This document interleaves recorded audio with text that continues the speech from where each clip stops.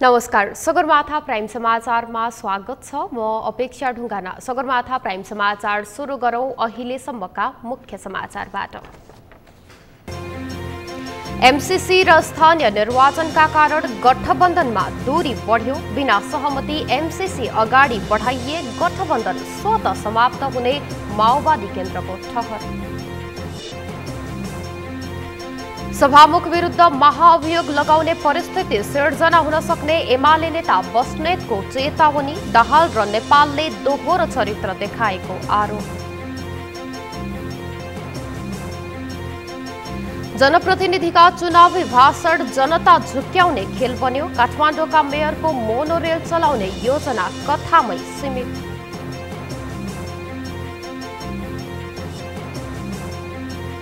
Ukraine तनावबारे पश्चिमा राष्ट्रहरूबीच Moscow र वाशिंटनमा वार्ता। युक्रेनमा अतिक्रमण भए जर्मनी जाने रुसी ग्यास पाइपलाइन बन्द गर्ने अमेरिकी चेतावनी। र लुम्बिनी प्रदेशको तिलोतमा नगरपालिकामा स्ट्रीट स्केट पार्कको निर्माण। अन्तर्राष्ट्रिय प्रशिक्षकहरूबाट स्थानीय युवाहरूलाई प्रशिक्षण सुरु।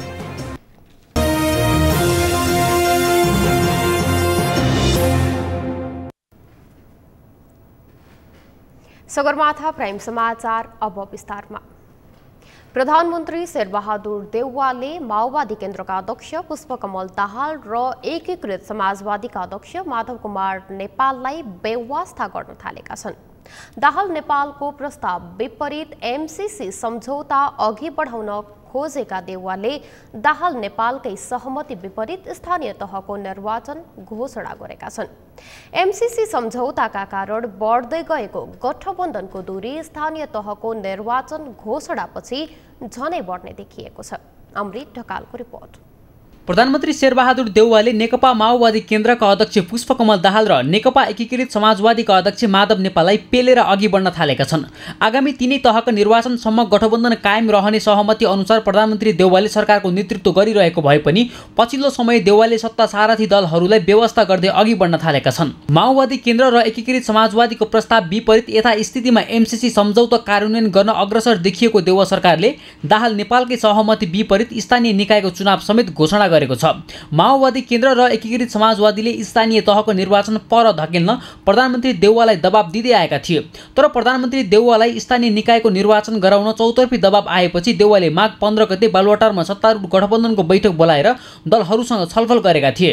गठबन्धनमा आबद्ध दलहरूले स्थानीय तहको निर्वाचन गर्ने सन्दर्भमा संविधान र ऐन बाँझिएको भन्दै गत माघ 15 गते मात्रै ऐन संशोधन गर्ने र जेठमा स्थानीय तहको निर्वाचन गर्ने गरी सहमति भएको थियो। तर गठबन्धनको सहमति बेगर देउवा नेतृत्वको सरकारले सोमबार स्थानीय निकायको निर्वाचन वैशाखमै गर्ने निर्णय गर्यो। प्रधानमन्त्री देउवा राष्ट्रिय तथा अन्तर्राष्ट्रिय दबावका कारण गठबन्धनको सहमति विपरीत स्थानीय तहको निर्वाचन घोषणा गरेको माओवादी केन्द्रका नेताहरूको बुझाइ छ। ओलीजीको प्रतिबन्धकारी कदमले गर्दाखेरि नै उहाँले हामीले शेरबहादुरलाई समर्थन दिएको हो। तर अहिले के देखिरहेछन् शेरबहादुरजी माथि यो गठबन्धनमा बस्नुहुन्न भने पार्टीभित्र देशभित्र र अन्तर्राष्ट्रिय दबाव पनि बढेको छ जस्तो मलाई लाग्छ। र त्यो दबावलाई उहाँ थ्याक्न नसकेर चाहिँ अहिले चाहिँ अब भन्नुहुन्छ भने तपाईँको भाषा चाहिँ अब भन्दा पनि मैले के भन्छु, उहाँले चाहिँ बिस्तारै यो गठबन्धनबाट चाहिँ अलग हुने पनि मनस्थिति छ। एमसीसी पास गर्न मरिहत्ते गरिरहेका प्रधानमन्त्री शेरबहादुर देउवालाई नेकपा एमालेका अध्यक्ष केपी शर्मा ओलीले गठबन्धन तोड्ने शर्तमा एमसीसी पास गराउन सहयोग गर्ने सहमति भएकै कारण देउवा गठबन्धनको निर्णय विपरीत गएको जानकारहरूले बताउन थालेका छन्। यद्यपि नेपाली काङ्ग्रेसका नेताहरूले भने कसैको दबाव र आश्वासनमा नभई सरकारले संविधान बमोजिम चुनावको मिति घोषणा गरेको दाबी गरेका छन्। गठबन्धनले जेष्ठमा भनेको थियो नेपालको संविधान ऐन कानुनले जेष्ठ 5 गते स्थानीय तहको समाप्त हुँदैछ। त्यस कारणले 4 गतेको लगभग मोटामोटी सहमति भएको थियो। तर अब आएर के भइदियो भन्दाखेरि 4 गते गर्दाखेरि शपथ ग्रहण गर्दाखेरि काउन्ट गर्दाखेरि 2-4 दिन ढिलो हुन सक्छ।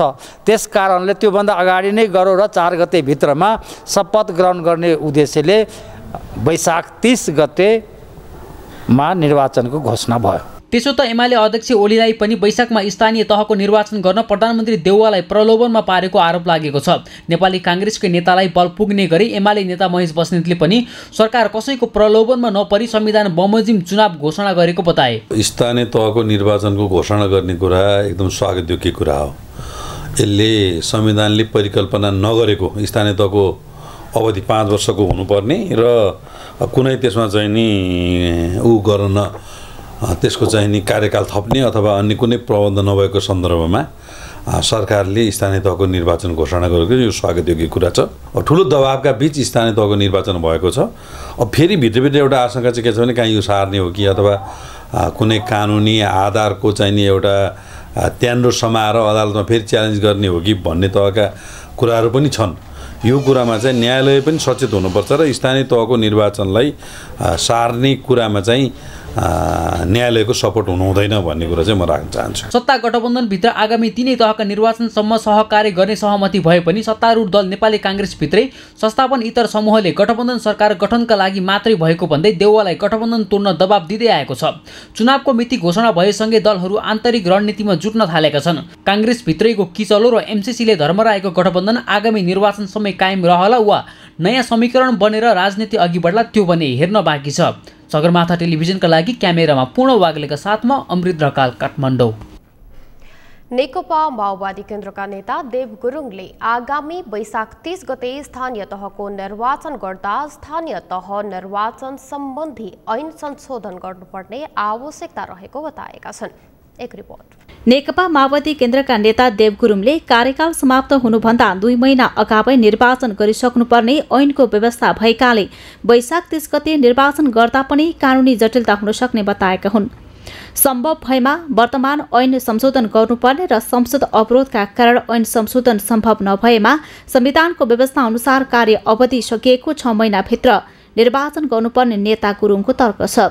ऐन र संविधान बाँचिएको अवस्थामा मूल कानून भएको हिसाबले संविधानको व्यवस्था अनुरूप नै निर्वाचन गर्नुपर्नेमा उनले जोड दिए। कार्यावधि समाप्त हुनुभन्दा 2 महिना अगाडि निर्वाचन गरिसक्नुपर्ने भन्ने चाहिँ छ हैन। अब 2 महिना अगाडि निर्वाचन गरिसक्नुपर्ने भनेपछि कार्यावधि कहिले सकिन्छ त भन्दाखेरि 3 चरणमा भएको चुनाव मध्येमा पहिलो चरणको लागि चाहिँ कार्यावधि स्टार्ट भएको सुरु भएको मानिया छ। ऐनको डेडलाइन हेर्दाखेरि ऐन चाहिँ संविधानसँग बाजिया छ। संविधानले कार्यावधि समाप्त भएपछि 6 महिनाभित्र निर्वाचन गर्ने भनेर भन्छ। नेता गुरुङले राष्ट्रियता र संविधानको रक्षाको निम्ति वर्तमान सत्ता गठबन्धन बनेको उल्लेख गर्दै सो मुद्दाहरू यथावत रहेकाले स्थानीय निर्वाचनमा पनि गठबन्धन कायम राख्नुपर्ने बताए। यद्यपि स्थानीय तहको निर्वाचनमा गठबन्धन गर्ने विषयमा भने सल्लाह गर्न बाँकी नै रहेको उनले स्पष्ट पारे। डेमोक्रेसीको रक्षा, राष्ट्रियताको रक्षा, संविधानको रक्षाको विषयलाई लिएर चाहिँ यो गठबन्धनको प्रक्रिया सुरु भएको अवस्था हो। निर्वाचन भनेको प्रतिस्पर्धा पनि हो फेरि चाहिँ। अब सहमतिभित्रको प्रतिस्पर्धा पनि हो फेरि अर्को कुरा चाहिँ। त्यसो भए हुनाले चाहिँ अब निर्वाचनमा के गर्ने, कसरी चाहिँ यसलाई गठबन्धनले कसरी अभ्यास गर्ने निर्वाचनमा। नेता गुरुङले एमसीसी परियोजना यथास्थितिमा अनुमोदन नहुने स्पष्ट पारे। उनले एमसीसी परियोजना संशोधन सहित राष्ट्रिय सहमतिमा मात्र अगाडि बढाउनु पर्ने धारणा व्यक्त गरे। संशोधन नभएसम्म संसदमा टेबल नहुने उनले बताए। एमसीसीको विषयमा वर्तमान गठबन्धन रहँदासम्म गठबन्धनमा सहमति गरेर जानुपर्ने उनले बताए। प्रधानमन्त्रीले गठबन्धनको सहमति बिना एमसीसी परियोजना अगाडि बढाएमा गठबन्धन स्वतः समाप्त हुने उनले बताए। संशोधन गर्नु पर्यो, परिमार्जन गर्नु पर्यो, एमसीसी कम्पनीसँग कुराकानी गर्नु पर्यो भन्ने कुरा चाहिँ भइरहेको छ 5 दिनभित्र। र त्यहाँ चाहिँ कति संशोधन हुन सक्छ, कति परिमार्जन हुन सक्छ, त्यही आधारमा चाहिँ दलहरू बिचमा कति राष्ट्रिय सहमति हुन्छ हुँदैन भन्ने कुराको आधारमा अगाडि बढ्ने कुरा हो। त्यसो भएको हुनाले चाहिँ अहिले चाहिँ 5 दलको बिचमा यो चाहिँ संशोधनको विषय भए हुनाले चाहिँ संशोधनकै लागि चाहिँ प्रयास गरौँ। एमसीसी कम्पनीसँग उसले संशोधन गर्दिन भनेर जतिसुकै भने तापनि उसले भनेको बेलामा चाहिँ तपाईँको चाहिँ खुरुखुरु संशोधन हुने, हामीले भनेको बेलामा संशोधन नहुने भनेर भनेपछि त यो त एकपक्षीय, यो त असमानताको पराकाष्ठ भयो चाहिँ। त्यसैगरी नेपाली कांग्रेसका नेता मिन विश्वकर्माले अन्तर्राष्ट्रिय सम्बन्धलाई समेत अप्ठ्यारो पार्ने गरी एमसीसीको विषयलाई गिजुलेको बताए। एमसीसी परियोजनासँग संलग्न राजनीतिक दलहरूले नै गलत प्रचारबाजी गरी भ्रम सृजना गरिएको उनले बताए। आफैले प्रयास गरेर, आफैले मागेर, आफै प्रक्रियामा सामेल भइसकेपछि आएको परिणाममा यसरी विमति र फरक विचारधारा प्रस्तुत गरेर राष्ट्रिय राजनीतिको परिधि मात्रै भित्र छु जस्तो महसुस गरी अन्तर्राष्ट्रिय राजनीति र अन्तर्राष्ट्रिय सम्बन्धलाई समेत पनि अप्ठ्यारो पार्ने गरी जसरी यो विषय गिजोलियो यो विषयलाई यसरी गिजल्नु हुँदैन थियो र जुन दलहरू त्यसमा सम्बद्ध हुनुभएको छ आफैले गरेका कामहरूका बारेमा आफैले टिप्पणी गरेर फरक मत राख्नु भएको छ त्यस्तो नगर्नुस् भन्ने नेपाली कांग्रेसको हार्दिक अनुरोध छ। नेता विश्वकर्माले राष्ट्रिय सरकारको विषय एमसीसी परियोजनालाई यथास्थितिमा राखेर गठबन्धन जोगाइराख्दा जनताले सत्तारूढ दलहरूलाई नपत्याउने बताए। राष्ट्रिय सरकारको विषयलाई टुङ्गोमा पुर्याउनु पर्नेमा उनले जोड दिए। उनले गठबन्धनलाई जीवित राख्दै एमसीसी परियोजनाको विषयलाई टुङ्गोमा पुर्याउन चाहेको स्पष्ट पारे। राष्ट्रिय सरकारको विषयलाई पन्छ्याएर गठबन्धन जोगाउनतर्फ कांग्रेसको चासो नरहेको नेता विश्वकर्माले बताए। स्थितिमा रहने त्यो कुनै पनि निष्कर्षमा नपुग्ने तर गठबन्धन चाहिँ जोगाइरहनुपर्छ अथवा गठबन्धन टुट्छ कि गठबन्धन बिग्रिन्छ कि भनेर राष्ट्रिय मुद्दालाई यथास्थितिमा लथालिङ्ग छोडेर गठबन्धन जोगाइराख्दाखेरि जनताले हामीलाई जिस्क्याउँछन्, जनताले हामीलाई पत्याउँदैनन्। त्यसो भएको हुनाले जनताले पत्याउने गरी राष्ट्रिय अन्तर्राष्ट्रिय समुदायलाई नेपाललाई पत्याउने गरीको भूमिका निर्वाह गर्नु भनेको राष्ट्रिय पेचिला मुद्दाहरूलाई राष्ट्रिय सरकारका मुद्दाहरूलाई टुङ्गोमा पुर्याउनु हो। उनले नेपाली कांग्रेसकै नेतृत्वमा निर्वाचन सम्पन्न होस् भन्ने कुरामा प्रमुख प्रतिपक्षी दल र सरकारमा सम्बन्ध दलहरू पनि सन्तुष्ट रहेको बताए।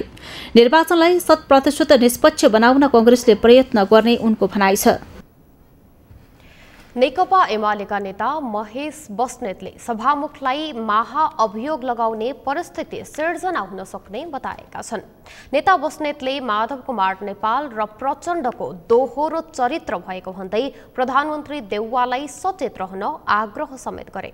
नेता बस्नेतले स्थानीय तहको निर्वाचनमा नेकपा एमालेले एक्लै प्रतिस्पर्धा गर्ने बताए। अमृत ढकालको रिपोर्ट।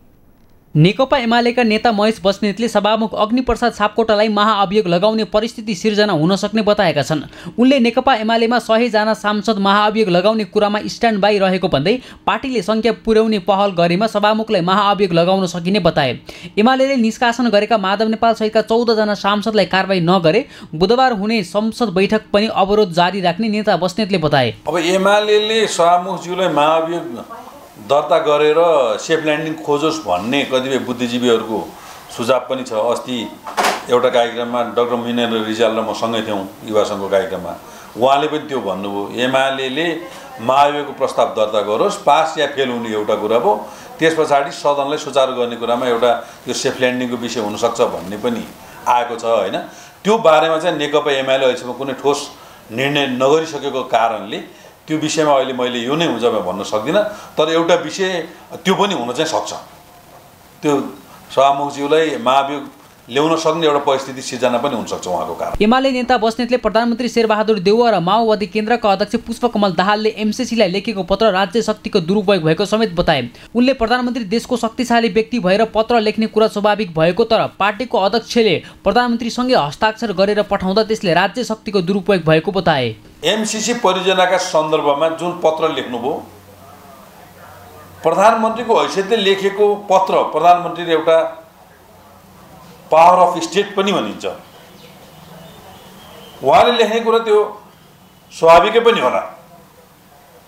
यद्यपि हामीले यसलाई सदनको विषय बनाउने भनिसके पछाडि यो व्यवस्थापिका भित्रको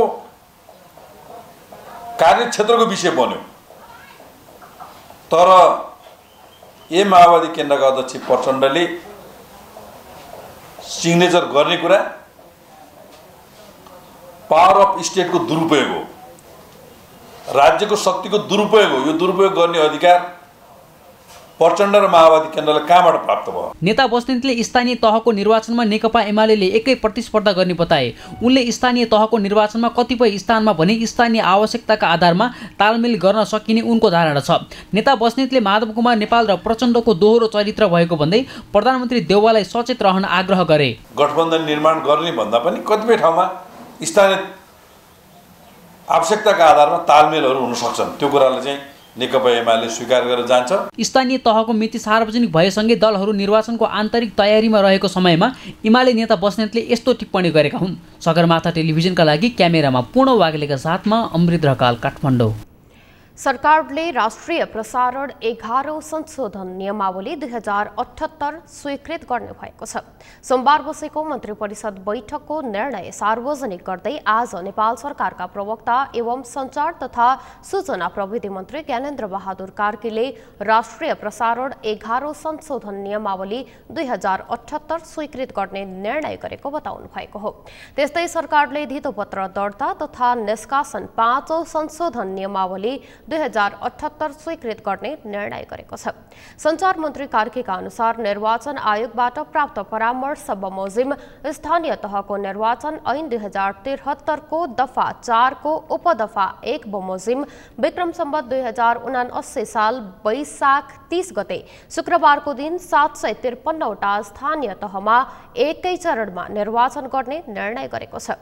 त्यस्तै सरकारले बर्ड फ्लू नियन्त्रण गर्न मोरङ जिल्लाको विराटनगर महानगरपालिका वडा नम्बर 18 मा हिमालयन कृषि फर्मलाई केन्द्रबिन्दु मानी बर्ड फ्लू रोग प्रभावित क्षेत्र घोषणा गर्ने निर्णय गरेको छ।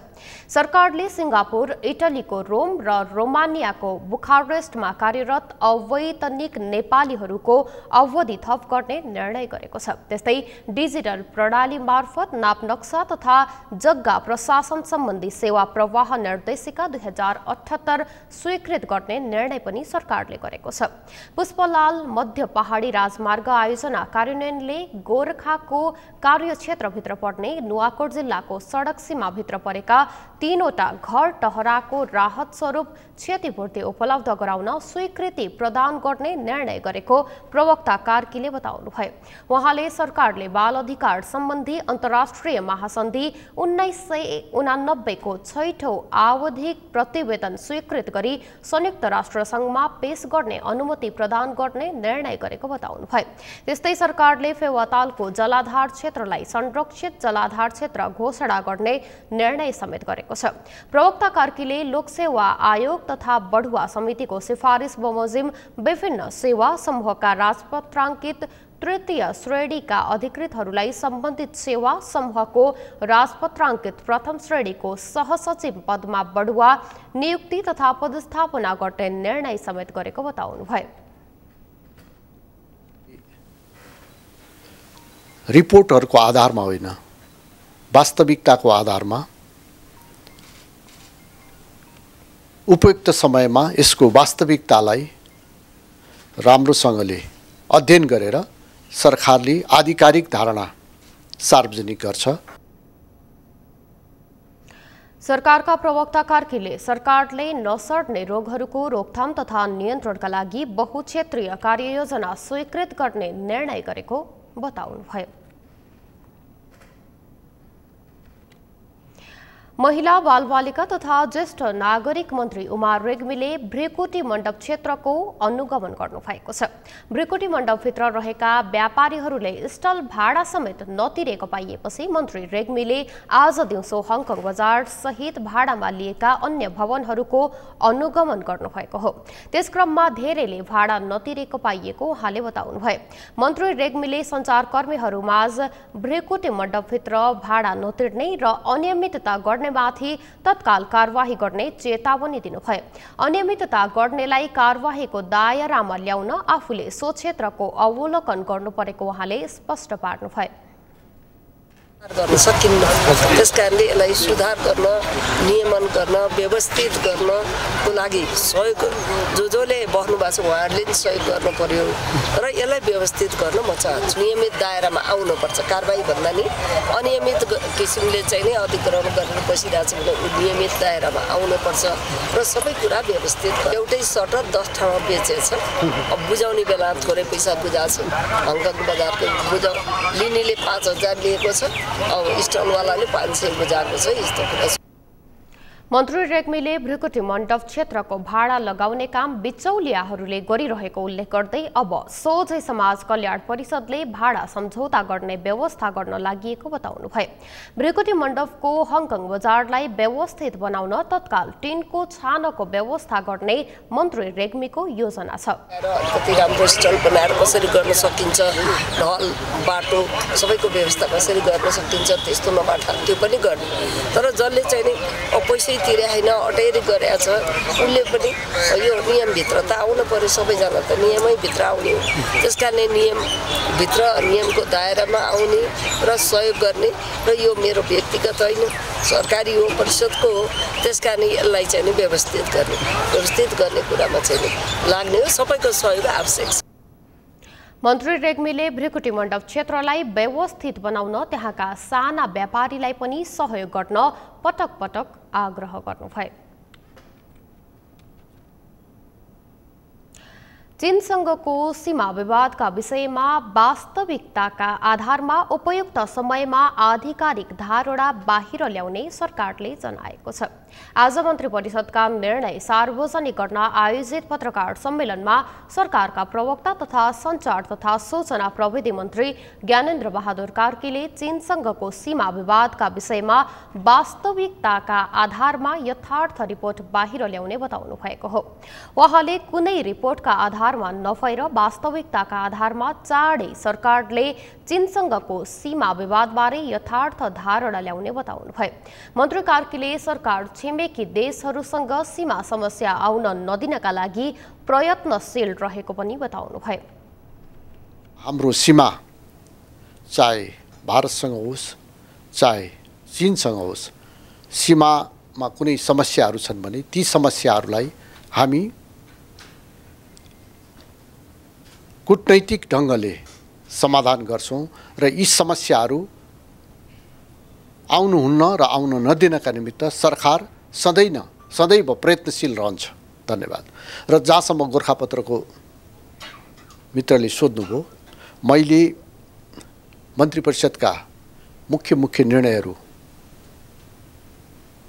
यहाँहरू मार्फत सार्वजनिक मैले गरिसकेको छु र के सञ्चार माध्यमहरूमा कति कुराहरू आउँछ त्यसको बारेमा ती सञ्चार माध्यमहरू नै जिम्मेवार छन्। प्रवक्ता कार्कीले भारत र चीनसँगको सीमा समस्यालाई कूटनीतिक माध्यमबाट सरकारले समाधान गर्ने बताउनु भएको छ।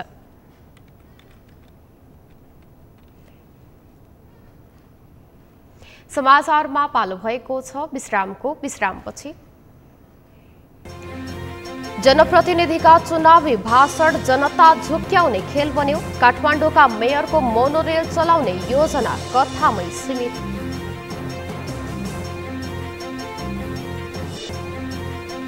यो वर्षको हिउँदमा 100% वर्षा भएको मौसमविदको भनाई। भोलिदेखि फेरि मौसममा बदली वर्षा हुन सक्ने अनुमान, सचेत रहन आग्रह। र लुम्बिनी प्रदेशको तिलोत्तमा नगरपालिकामा स्ट्रीट स्केट पार्कहरूको निर्माण। अन्तर्राष्ट्रिय प्रशिक्षकहरूबाट स्थानीय युवाहरूलाई प्रशिक्षण सुरु।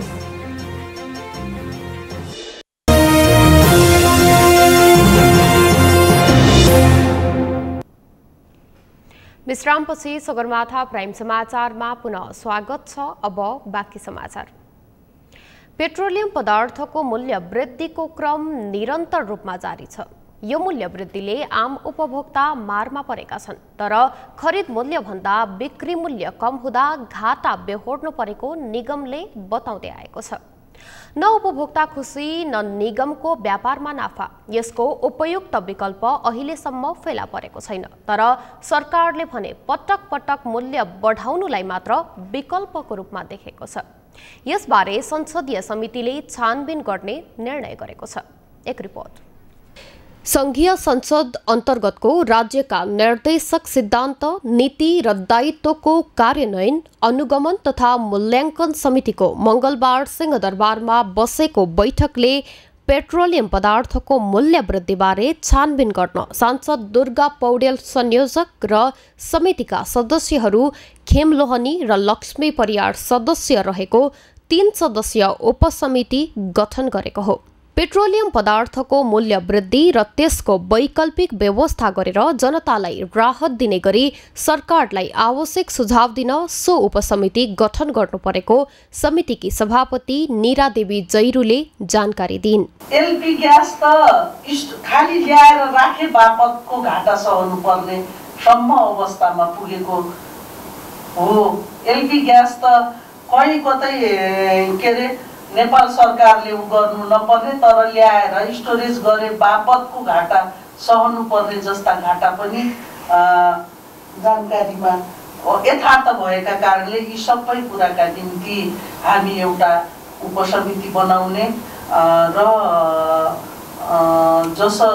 नेपाल सरकारको कामलाई सहजता बनाउनका निम्ति पनि यसले काम गरोस्। बैठकमा समितिका सदस्यहरूले आयातित पेट्रोलियम पदार्थका कारण जनता मारमा परेको उल्लेख गर्दै त्यसबाट निकास दिन नेपालभित्र पेट्रोलियम पदार्थको अन्वेषणको कामलाई तीव्र गतिका साथ अघि बढाउन सरकारसँग माग गरे। एमाले नेता एवं सांसद भीम रावलले नेपालभित्र पेट्रोलियम पदार्थको अन्वेषण गरेर त्यसको आवश्यक व्यवस्था मिलाउने काममा तीव्रता दिन सरकारलाई सचेत गराए। उनले दैलेख र दाङमा पेट्रोल उत्खनन गर्ने भनिएपछि त्यो कामलाई सरकारले अघि नबढाएको भन्दै आपत्ति जनाए। हामी सामान्य यातायातमा प्रयोग हुने इन्धन भनौँ वा औद्योगिकरणमा या कुनै अरू औद्योगिक गतिविधिमा त्यो त बढ्ने कुरा त निश्चित छ। अनि यस्तो स्थितिमा यो के भइरहेछ? यसमा हुनु त मैले अब आयल निगमलाई नै भन्ने कुरा त भएन, वाणिज्य मन्त्रालयलाई आपूर्ति त्यता भन्ने कुरा भयो, समग्रमा सरकारलाई यो के भइरहेछ? यो एक कहिले तातेर कुरा भयङ्कर आउँछ अनि सटक्कै जो चाहिँ महासागरको छाल फर्के जस्तो कता गयो अतो कतो हुँदैन। कांग्रेस नेता एवं सांसद राधेश्याम अधिकारीले पेट्रोलियम पदार्थको चुहावट नियन्त्रण गर्न पनि सरकारको ध्यान आकर्षण गराए। उनले घाटामा गएको नेपाल आयल निगमलाई अघि बढाउन त्यसको मूल्य वृद्धि गर्नु बाध्यात्मक अवस्था रहेको उल्लेख गर्दै त्यसको चुहावट नियन्त्रण लगायतका कामलाई प्रभावकारी बनाउन छुट्टै नीतिगत व्यवस्था गर्नुपर्ने अवस्था रहेको बताए। तीनटा कुरा तपाईहरु पछि देखिने गरेर देखेर प्रक्षेपण गर्नुपर्यो। आज हाम्रो लागि एउटा वार्षिक रूपमा फोरकास्ट, दोस्रो तपाईको के छ भन्दाखेरि यो चुहावटको लेभल कसरी घटाउन सकिन्छ, के गर्न सकिन्छ। यसबाट त हरेक लिटर गयो कि पैसा गइहाल्दो रहेछ नि हाम्रो त प्रश्न देखियो नि हैन। अनि तेस्रो कि नेपालको लागि नेपालीको लागि तपाईहरु खपिरहनु भएको छ, त्यो पैसा चाहिँ के छ सर्ट जान थाल्यो भने त्यसले असर पर्छ। यसमा कति पर्सेन्ट चुहावट छ, यो दोस्रो पार्ट हो। र तेस्रो पार्ट चाहिँ के छ भने अब यो व्यापारको कुराको त मलाई खास लाग्यो, त्यो 1 वर्ष 15 दिनलाई नधानी रहेछ। नेकपा माओवादी केन्द्रका नेता दीनानाथ शर्माले विद्युत खपत बढाएर पेट्रोलियम पदार्थबाट हुने घाटा कम गर्दै लैजान सरकारसँग माग गरे। उनले त्यसका लागि सरकारले नीतिगत, कानुनी र संरचनागत कामहरू गर्नुपर्ने आवश्यकता पनि औलाए। यहाँ चाहिँ प्रयत्नै भएको छैन राज्यको तर्फबाट। कहिलेकाहीँ चाहिँ मन्त्रीज्यूले इन्डेक्सन प्रयोग गरेर के अरे विद्युत मन्त्रीले भन्नुहुन्छ, ऊर्जा मन्त्रीले भन्नुहुन्छ हामीलाई, त्यसले चाहिँ जनताको चाहिँ सुरुमा चाहिँ विद्युत त त्यहाँ पुगेको छैन।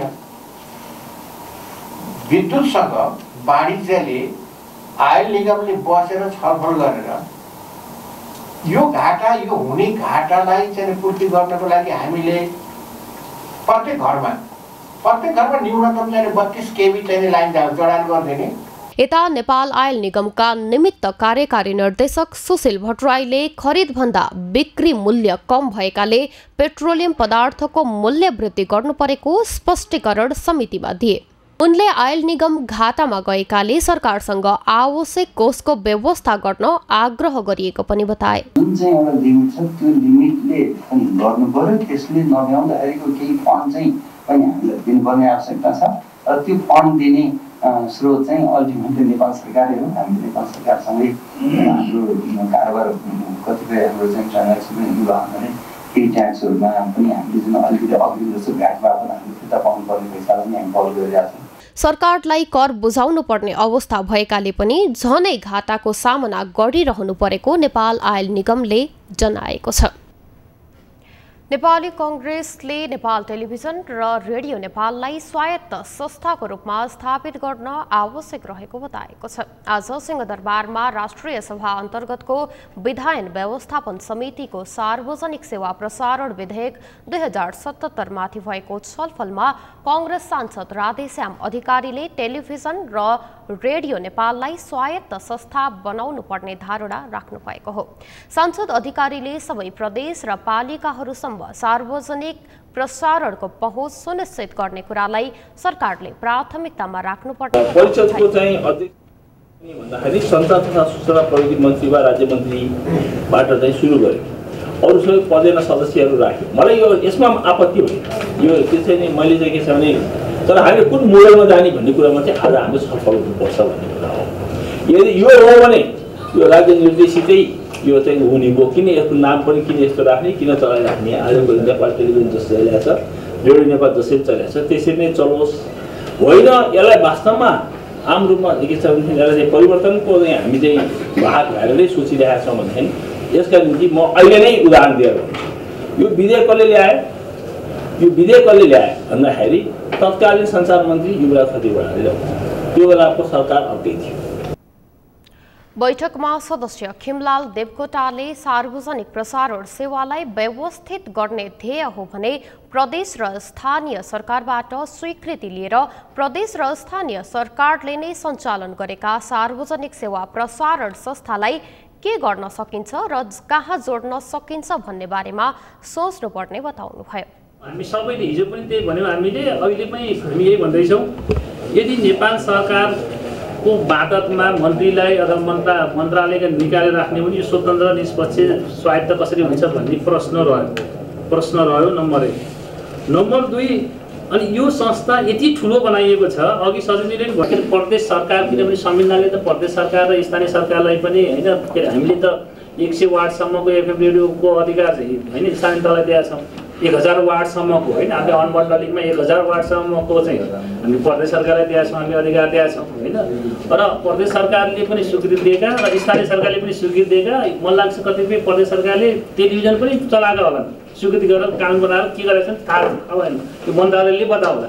यदि त्यसो हो भने साँच्चै हामीले सार्वजनिक प्रसारण सेवालाई व्यवस्थित गर्ने हो भने यदि प्रदेश सरकार र स्थानीय सरकारबाट स्वीकृत भएका मैले उनीहरूले आफैले चलाएर छोड्यो, त्यो प्राइभेट सामुदायिक र प्राइभेटलाई छोड्यो एकछिन, उनीहरूले आफैले स्वीकृति दिएर चलाएकोलाई चाहिँ हामी के गर्न खोज्छौँ, यसमा हामी कहाँ लिङ्क गर्छौँ। राष्ट्रिय सभा सदस्य देवकोटाले संघीय सरकारकै मातहतमा नेपाल टेलिभिजन र रेडियो नेपाल सीमित रहने हो भने 7 प्रदेश सरकारले सिफारिस गरेका स्थानीय तह महासंघहरूले सिफारिस गरेका सार्वजनिक सेवा प्रसारण संस्था राख्न आवश्यक नरहेको बताउनुभयो।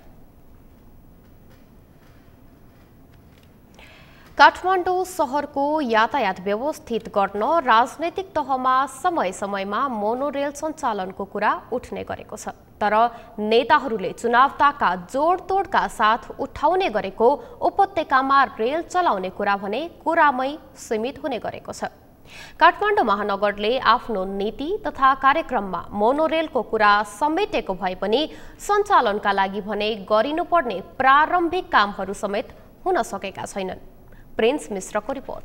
संघीय राजधानी काठमाडौँलाई व्यवस्थित गर्न भन्दै पटक पटक मोनोरेल सञ्चालनको कुरा उठ्ने गरेको छ।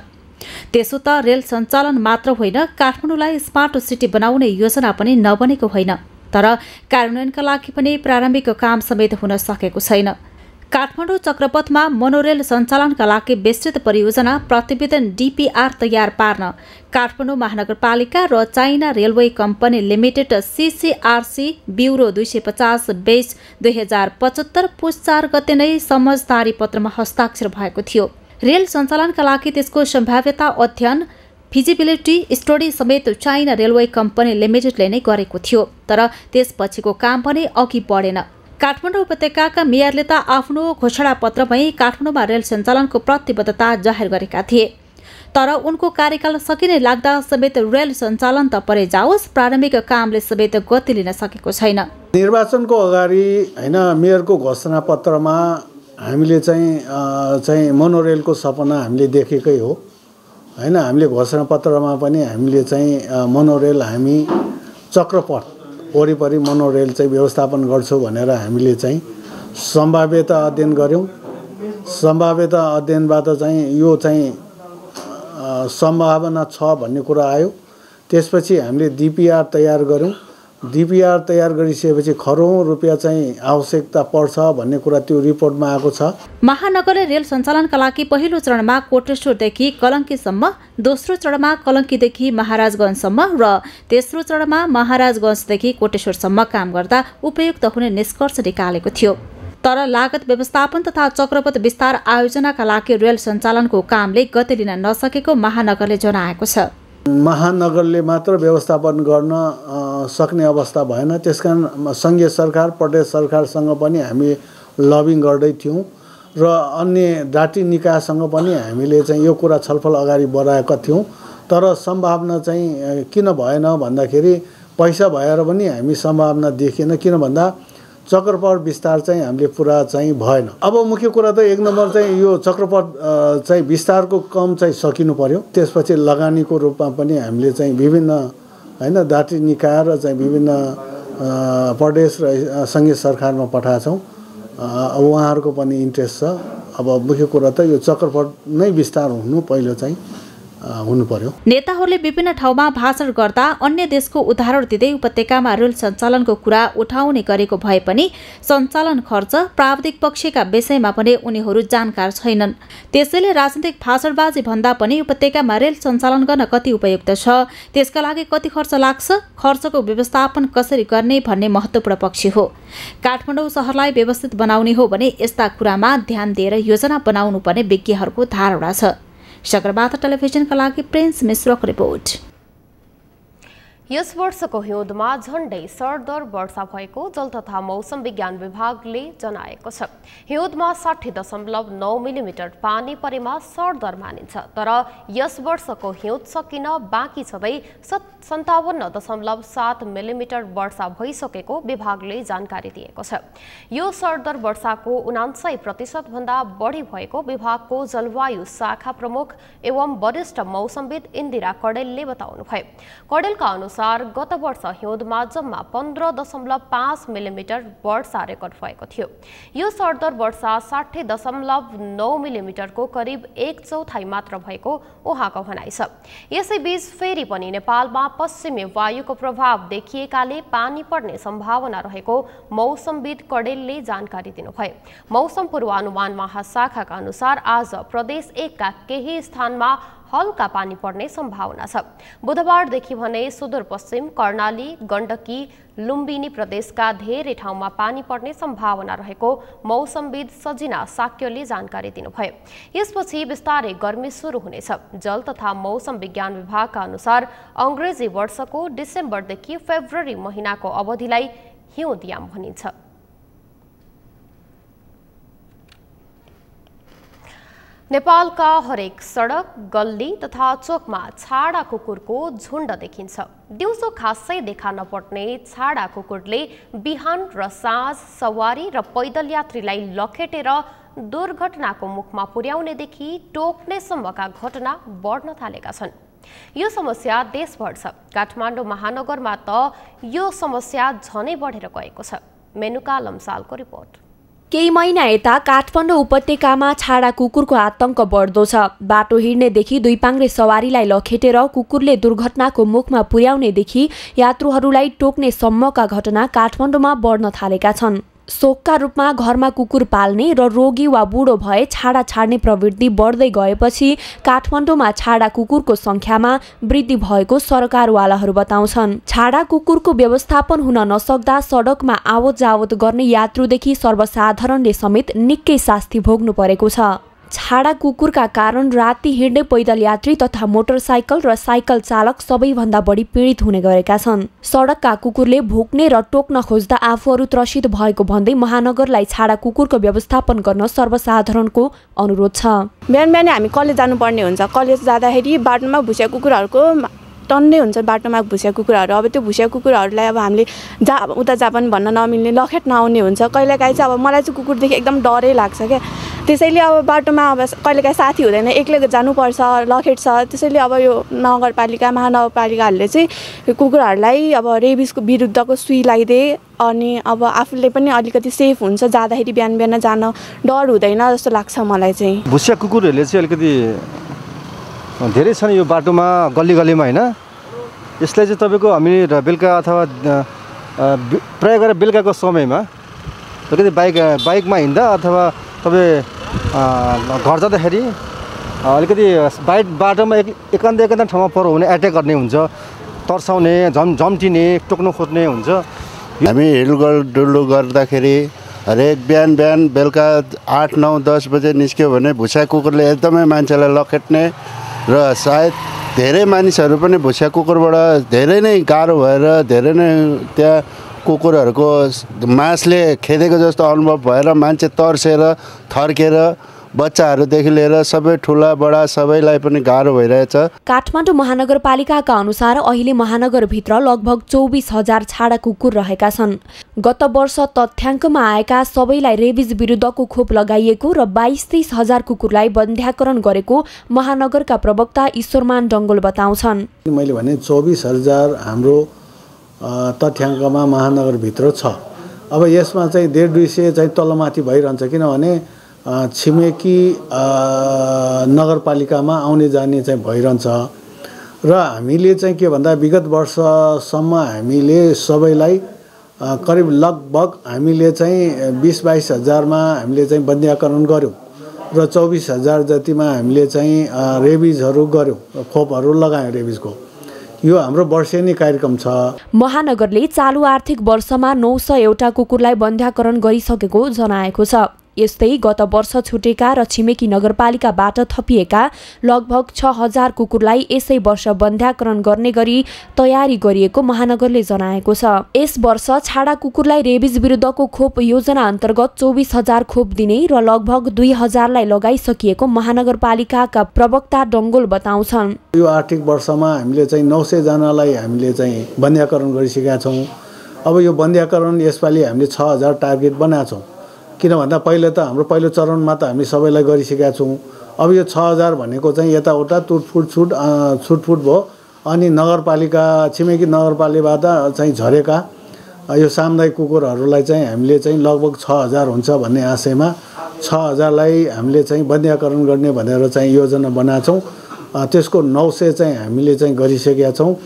अर्को कुरा चाहिँ हामीले चाहिँ अब 24,000लाई चाहिँ हामीले चाहिँ यो भ्याक्सिन चाहिँ रेबिज भ्याक्सिन चाहिँ दिनुपर्ने छ।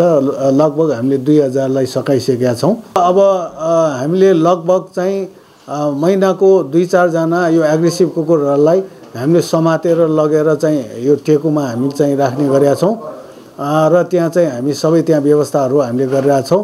अब खास चाहिँ महानगरले गर्ने काम चाहिँ यही नै हो। कुकुरको टोकाइबाट रेबिज रोग लाग्ने भएकाले छाडा कुकुरको आक्रमणमा पर्ने बिरामी थप चिन्तित हुने गरेका छन्। यो समस्या काठमाडौँमा मात्र नभई देशैभर नै रहेको छ। तसर्थ छाडा कुकुरको व्यवस्थापनमा सरकारवालाले ध्यान दिन आवश्यक छ। सगरमाथा टेलिभिजनका लागि क्यामेरामा सुरेन्द्र राउतका साथमा मेनुका लम्सालको रिपोर्ट। नेपालका हरेक सडक गल्ली तथा चोकमा छाडा कुकुरको झुण्ड देखिन्छ। दिउँसो खासै देखा नपर्ने छाडा कुकुरले बिहान र साँझ सवारी र पैदल यात्रीलाई लखेटेर दुर्घटनाको मुखमा पुर्याउनेदेखि टोक्नेसम्मका घटना बढ्न थालेका छन्। यस्तो समस्या देशैभर रहे पनि काठमाडौँ महानगरमा भने यो समस्या निकै बढेको छ।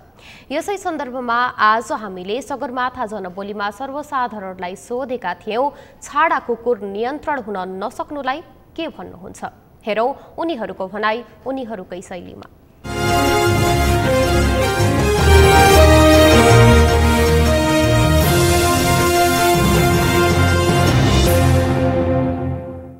समस्या त तपाईँ थाहा नै छ नि। एउटा मोटरसाइकलदेखि खेद्छ, गाडीलाई पनि खेद्छ, बाटा हिँड्ने बच्चाहरू सबलाई खेदिहाल्छ हो कि मान्छेहरूले खेदिहाल्छ त्यसले हो कि त्यो विभिन्न रोग बोकेका कुकुरहरू भयो कि यो त राज्यले कन्ट्रोल गर्न नखोजेको होइन। एक्चुअली त काठमाडौँ महानगरपालिकामा पिएलसिङले त कन्ट्रोलै गर्नुभएको थियो नि। अनि यो जनावरवादी संरक्षण संस्थाहरू र अनि त्यसमा पनि उपचारको नाउँमा त्यसलाई पाल्ने एउटा संस्थाको नाममा एनजिओ आइएनजिओहरू कोही मानिसहरू छ के अरे अर्को त 60 कतितिर छ, उनीहरूको एउटा खाने बाटो हो नि। कुकुर पाल्नुपर्छ, जनावर पाल्नुपर्छ, कहाँ पाल्नुपर्छ, के गर्नुपर्छ भनेपछि संस्था खोलेर संस्थाले चाहिँ नि बाटोको चाहिँ नि बेवारसी कुकुरलाई बाटामा पाल्न सक्छ, ठाउँमा पाल्न सक्दैनन्, गर्न सक्दैन। होइन भने राज्यले त कन्ट्रोल नगरेको होइन, गर्न खोजेको हो, पछि यो छोडेको हो। यो चाहिँ खास गरी सरकारको जिम्मा हो होइन। जस्तै अब कुकुर, अब यो कुकुरहरू चाहिँ अब जब हामीलाई कुकुरहरूबाट नि एकदम डर चाहिँ लाग्छ होइन। अब कुन कुकुर भुसिया कुकुर हो थाहा हुँदैन, कुन कुकुरलाई रेबिज लागिरहेको छ थाहा हुँदैन। अनि कुन अब जस्तै अब हामी काहीँ हिँड्न पर्यो भने कुकुरहरूले हामीलाई नि टोकेको समस्या छ होइन। अनि त्यसमा चाहिँ सरकारले चाहिँ केही गर्नुपर्छ जस्तो लाग्छ। समुदायको मान्छेहरूले नै एउटा सङ्गठन अथवा केही खोलेर कुकुरहरूको लागि चाहिँ एउटा व्यवस्थित गर्नु पर्यो क्या। अब कुकुरहरू कतिपय अब पागल कुकुरहरू हिँडिरहेको हुन्छ होइन। अब त्यस्तै कुकुरहरूले टोकेर चाहिँ मान्छेहरूलाई अहिले रेबिजहरू त्यस्तो लाग्ने गरेको छ। त्यस्तो हुँदाखेरि पनि सङ्गठनले चाहिँ अब त्यो टोकेको मान्छेलाई चाहिँ केही सुईहरू लगाइदिने उ गर्ने भनेर एउटा सुझाव मात्रै भए पनि दिनु पर्यो। त्यस्तो छैन अहिले हाम्रो समुदायमा। सडकमा हिँड्ने सार्वजनिक व्यक्तिहरूलाई, सार्वजनिक सडकमा हिँड्ने व्यक्तिहरूलाई विभिन्न खालको शारीरिक स्वास्थ्यका दृष्टिकोणले पनि क्षति पुग्न सक्छ। भुसिया कुकुर नियन्त्रण गर्ने प्रमुख दायित्व भनेको स्थानीय सरकारको हो। विशेष गरी महानगरपालिका काठमाडौँको सन्दर्भमा स्थानीय सरकार र सँगसँगै कसैले व्यक्तिले पालेका पशुहरू अथवा भुसिया कुकुर छ भने त्यसको दायित्व त्यो पाल्ने व्यक्तिले लिनुपर्छ। नभए छाडा कुकुरहरू हुन् भने त्यसको दायित्व स्थानीय सरकारले लिनुपर्छ। स्थानीय सरकारले त्यसरी नियन्त्रण गर्न सकेन भने त्यसको असर र त्यसको क्षतिपूर्ति पनि स्थानीय सरकारले नै दिनुपर्छ। सम्भवतः पहिलो कुरा त स्थानीय सरकारले नै यसको फर्स्ट रूपमा चाहिँ जिम्मेवारी ग्रहण गर्नुपर्छ र स्थानीय सरकारले नै यसलाई चाहिँ कसरी निराकरण गर्न सकिन्छ त्यो विषयमा आजलाई भोलिसम्मको कार्ययोजनासहित अगाडि बढ्दा नै राम्रो देखिन्छ। किनभने यसबाट अब मानवीय क्षति भएको थुप्रो घटना परिघटनाहरू देखिरहेको छ र सँगै स्थानीय सरकारसँगै यो विषयमा ठोस केन्द्र सरकारले पनि आफ्नो केही त्यो विषयमा गर्दा अलि राम्रै होला। यो त सरकारको जिम्मा हो होइन, हामीले गरेर हुने होइन। अब हामीले पो घरको गाईबस्तु हामीले हेर्छौँ त, अब बाटोको कुकुर भुसिया कुकुर त हामीले हेर्ने कुरा हुँदैन। हामीलाई अब बिहान कलेज जानलाई अब कुकुरहरूको कति डर हुन्छ हेर्नु न। बाहिर निस्केर भाइ बहिनीलाई स्कुल पठाउँदाखेरि कति डर हुन्छ। अब यो त सरकारले नै हेर्ने कुरा हो। अब रेबिजहरू लागिरहेको केसहरू टन्नै देखिरहेका छौँ होइन। हामीले घरको छेउमा पनि एकजना त्यसै गरेर बित्नु भयो। अब त्यही हो, सरकारले नै हेर्ने हो। अब यसको समस्या त अब यसको समाधान त अब सरकारले नै गर्नुपर्छ। कि त अब रेबिजको सुई लगाएर छोड्नु पर्यो कुकुर होइन, अब कि त त्यसलाई नियन्त्रणमा राखेर कतै राख्नु पर्यो।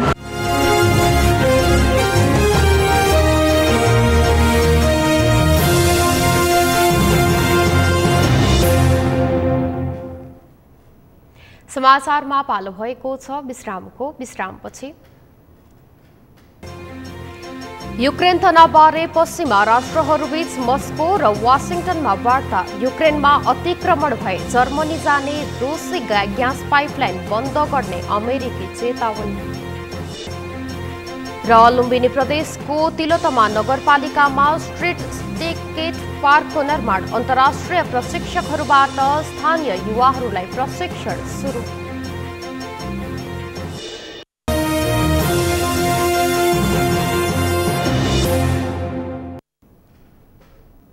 समाचारमा अब पालो खेल समाचारको।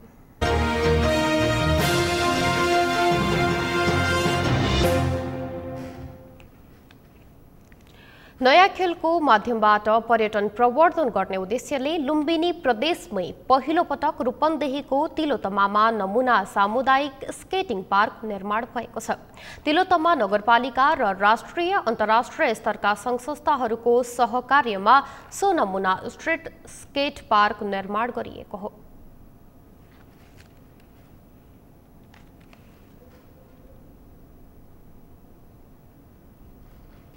समाचारको अन्त्यमा मुख्य समाचार फेरि एकपटक। एमसीसी र स्थानीय निर्वाचनका कारण गठबन्धनमा दूरी बढ्यो। बिना सहमति एमसीसी अगाडि बढाइए गठबन्धन स्वतः समाप्त हुने माओवादी केन्द्रको ठहर। सभामुख विरुद्ध महाभियोग लगाउने परिस्थिति सिर्जना हुन सक्ने एमाले नेता बस्नेतको चेतावनी। दाहाल र नेपालले दोहोरो चरित्र देखाएको आरोप। जनप्रतिनिधिका चुनावी भाषण जनता झुक्क्याउने खेल बन्यो। काठमाडौँका मेयरको मोनोरेल चलाउने योजना कथामै सीमित।